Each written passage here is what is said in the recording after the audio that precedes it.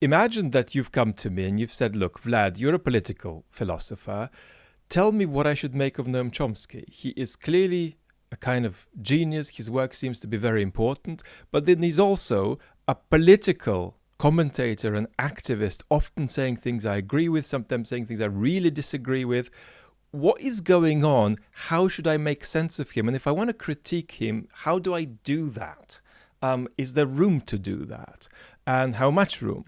So this video is going to be an evergreen guide to this, which is to say it's going to be a kind of building plan, building sketch for a very informed, very generous and loving critical response to Noam Chomsky. But we're going to get into it via a recent controversy. And we're going to show you a video of Noam speaking recently about Ukraine and saying things that sent him viral once again. And it's about what Noam had to say about how we're not working, in his view, for a ceasefire in Ukraine and how there's a risk of arming Ukraine. So let's start with the basics and then we'll get to the recent outbreak and we'll look at a video of Noam. What I think you got to know, first of all, about Noam is that his work as a linguist, as a philosopher, as a scientist is important, and it'll be spoken about in a couple of 100 years. In other words, you're going to see lectures at universities in a couple of 100 years where big names are mentioned that have historical significance, and Noam is in there.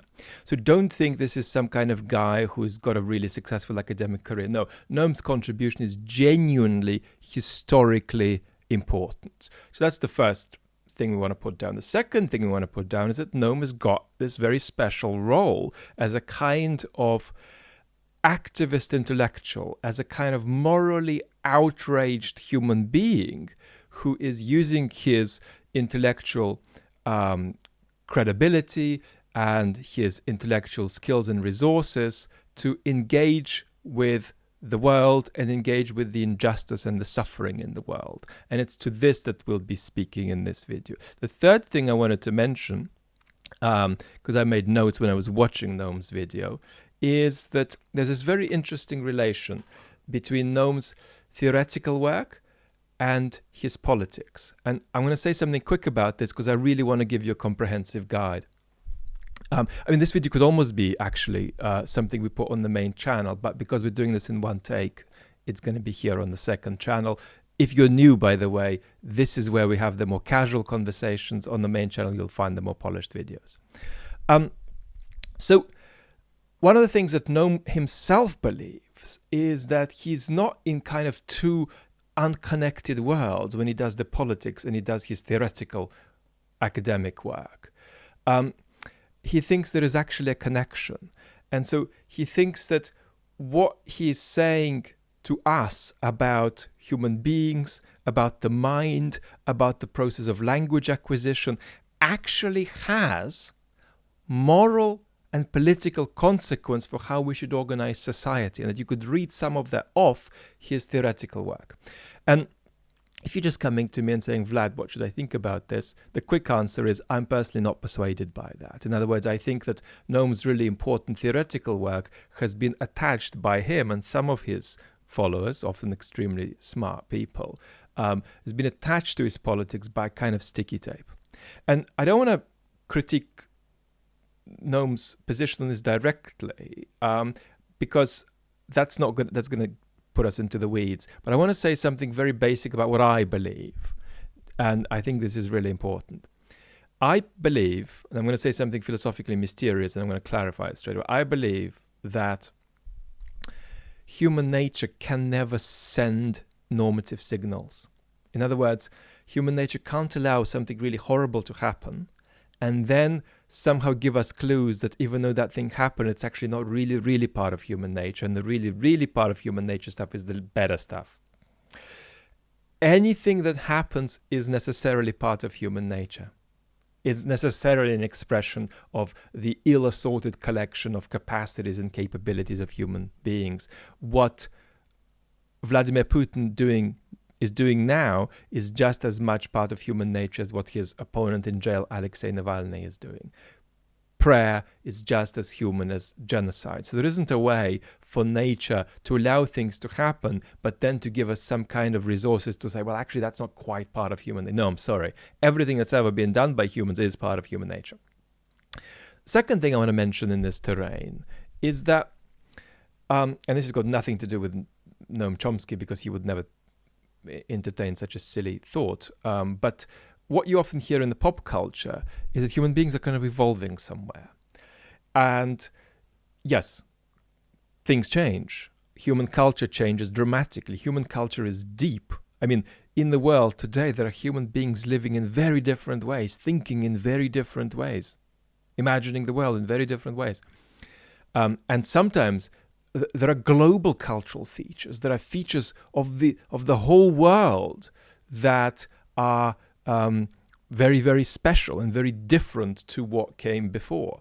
And I myself believe that strongly. I'm somebody who believes that you and I are human, even if you are in Tonga or China or Chile, wherever you and I are human beings unlike human beings who've lived before, because there is something special about the modern world that makes our historical circumstances very different. So I believe that.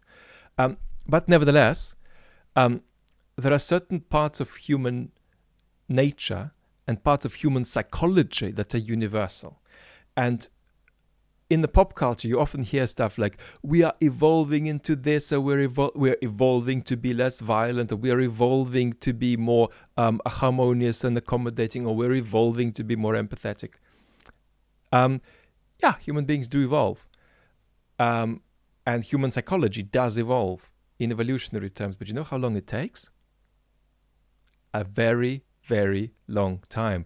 The basic psychology of a human being today is the same as the psychology of human being well over 2,000 years ago during the Peloponnesian Wars. This is a book by Thucydides that also interestingly describes a plague in the most extraordinary ways. It's the first historical description of a plague in detail, an appalling plague. They were the same as us in terms of the basic ingredients of human nature. Human nature evolves, but it doesn't evolve in 100 or a couple of 100 years. So please, let's throw that out the window. So now, what we want to say next is that some people have said that Noam Chomsky is over the hill, that he's 93, I think Noam is 93, and therefore he's saying sillier and sillier things. A lot of activist pro-Ukrainian journalists have said that. And you can understand, because people are feeling outraged about the war, and Noam's comments were unfortunate and wrong, in my opinion. So I'm going to get to that. So yeah, but I'm sorry. I am an expert on cognitive decline. I've got a very complex health history and a lot of history of cognitive diminution. I know what it feels like. Noam is sharp as anything. He sometimes has very minor glitches, but he is so on the ball, it's frightening. I don't know what he's doing, what he's eating, how he's sleeping, but it's frightening how on the ball he is. So that's complete and disrespectful nonsense. So let's get to our constructive critique of Noam's politics. Let's watch together the first clip that I've selected. The danger that we're arguing something against the expressed will of the Ukrainian people. We're saying that this will lead to your violent destruction, but their argument is we need this in order to end a war of aggression, which is a war of subjugation. How do we square that? Well, in the Western propaganda system, what we hear is Ukrainian people want more and more arms. That's the US and British propaganda system. The record all the way through is Ukraine seeking some kind of peaceful settlement, the US refusing to accept it, and in fact moving the opposite direction to undermine it, and Britain, of course, Blairist Britain, politely shining Washington's shoes. So that's the thing that's gone viral. It's bad, but let's watch a bit more of Noam for a fuller and fairer context. There's one way to bring the agony to an end quickly. That's negotiations and diplomacy. There's no other way. Negotiations and diplomacy always mean offering both sides something they can live with. What happens if you reject it, as the US and Britain do?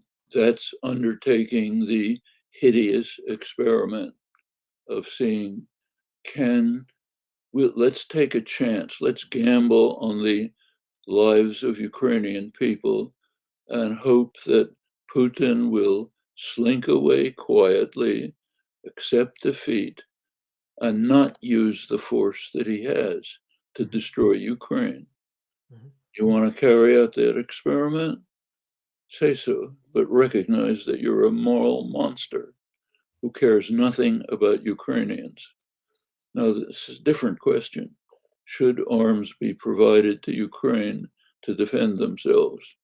Well, here, if you care about Ukrainians, what you will say, yes, they should, but calibrated so that these arms do not escalate the war and the threat against not only Ukraine, but the entire world. Okay, so this is a bit less bad, but let's have a look at what I think Noam has said there.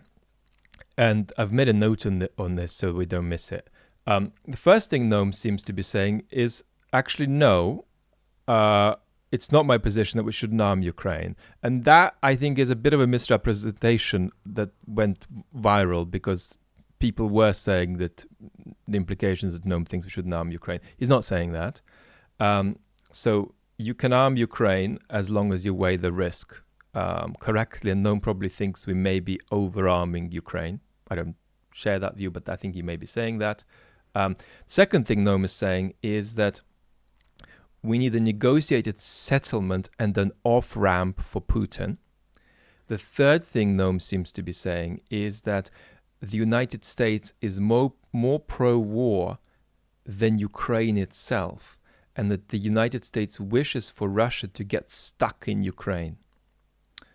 The fourth thing Noam is saying is that Ukraine does want weapons, but it wants negotiations more than weapons, and that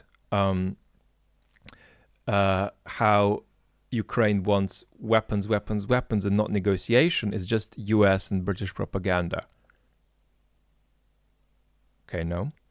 And then the fifth thing Noam is saying is that our policy of arming Ukraine and not forcing a peace deal is immoral and is likely to destroy Ukraine. Because this is a kind of special educational video, which is not what we often do, we're going to say a little bit about Ukraine itself, but then much more interestingly, actually, we're going to extrapolate what might be more structurally wrong with the way Noam is thinking here. And we're going to employ a few historical criticisms of Noam that have been made by others. So let's break down Ukraine first. And I'm going to be brief because all I'm going to really do is just repeat what I've said on the channels before. So this is more a kind of statement of my position if you want to go along and explore what position to take together with me. But this is not going to be something that I justify or support with any solid arguments. I'm just going to tell you where I fall on these things. So is it true that Ukraine basically isn't screaming to be armed to the teeth as much as it's being made out in US and British propaganda? 0 to 10, where is Noam on this? In terms of is he being fair, is he being unfair? I think he is being unfair and completely off the mark. And I would say that I'm going to give him a 0 out of 10 for sort of accuracy here. It's a wild misrepresentation of the reality on the ground. And we're going to shortly say something about why Noam can often systemically fall into this error when he's talking about other countries, often countries he hasn't been to for a long time. So that's a bad thing to say. It's not surprising it went viral, and it's not cool. It's just not cool. And And then what we want to say is, should we be talking about settling this and negotiating this as quickly as possible? Well, I think that part of this simply depends on whether you think that Putin has got 2 or 3 clear demands vis-a-vis Ukraine, and that's what he's doing. Or do you think that Putin is at war with NATO and with the United States, backed up by some sort of amorphous existential and civilizational ideas? It's the latter. It's the latter. And so I think that there is a mistake in Noam's thinking that makes this war be more about Ukraine than it really is for Putin, and makes this escalation be more about Ukraine than a wider stance which takes Putin to be aiming at breaking up NATO, rearranging the international order, and somehow presenting Russia with a completely new international environment in which to operate as a result of a series of gambits that reveal the fractured and weak nature of Western powers. If you take the Ukraine is a frontier on a wider pattern of escalation view, then Noam's position is wrong. It's a misunderstanding of the dynamics of the problem. And I think there is one more claim that's worth analyzing here, where I am actually quite sympathetic to Noam. It sounds like it's quite a conspiratorial thing to say, but it isn't. And that's that Noam's saying, look, the United States is trying to get Russia stuck in this war and make Russia systemically weakened by it. And therefore the United States isn't interested in a ceasefire. It's interested in this war going on. Now, I think that the situation in reality is divisive, but is it part of American thinking, and is it being talked about in the Biden administration, that wouldn't it be good if something happened that dramatically weakened Russia, and so that we can then move on and just begin to engage with our real problem, which is China? And I think that definitely is a part of American thinking. Moreover, I'm going to say something really extreme here. If we're talking about a delimited use of tactical nuclear weapons, the United States is, in my opinion, against this, but less against it than China. In other words, there's certainly going to be a part of the thinking that we're going to find in the US government that says, well, if Russia did use a delimited nuclear escalation, didn't kill any civilians, that would give us such great opportunity for global unity against Russia.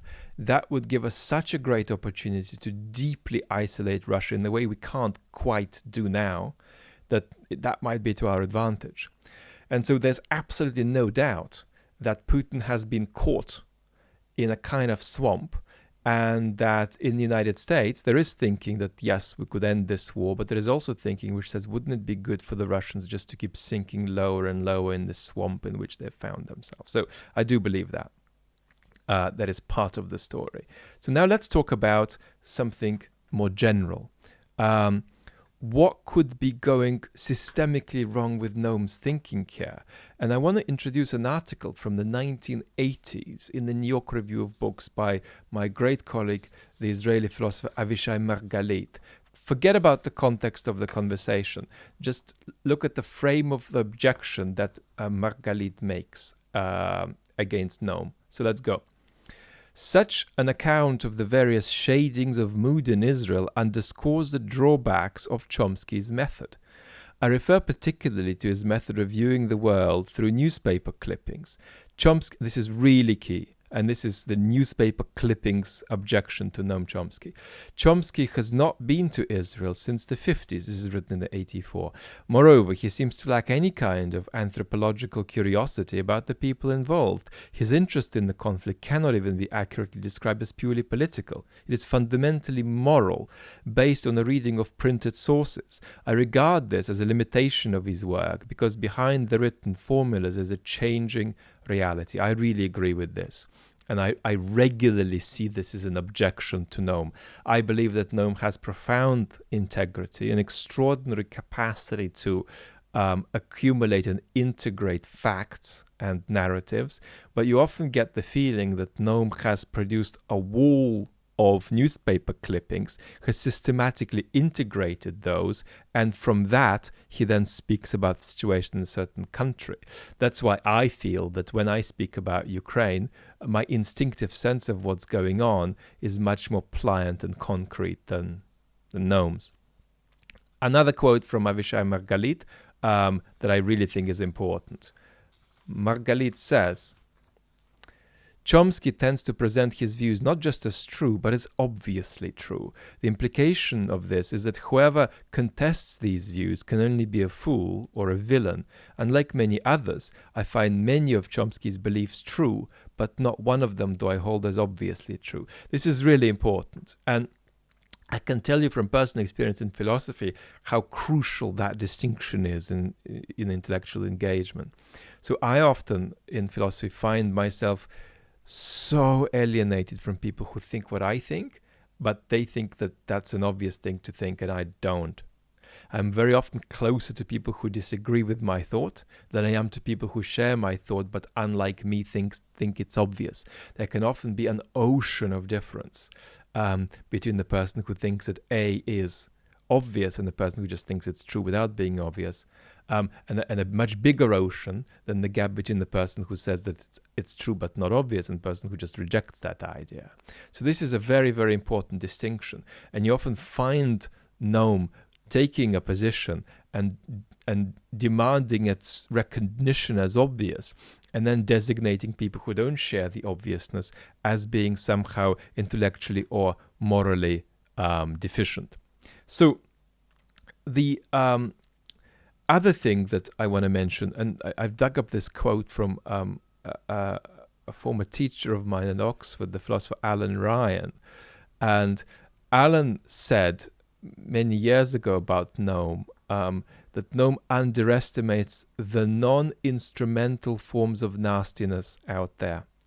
And by that, Alan just means bad things happening out of the chaos of politics, out of error, out of ignorance. And that allows us to see the world as being much less coherently, the political world as being much less coherently put together than I believe sometimes is made out by Noam's commentary. And then there is something else that I think the public intellectual John Gray brought out a few years back. And that's that there's a risk of a kind of Americanocentrism in Noam. In other words, that there are all of these practitioners of American imperialism that we can name over the past decades in American politics. But if we just focus on how bad and evil the consequences of their actions might be, then our problem is that we sometimes underplay what's going on in the rest of the world, and we over-exaggerate America's hand in everything.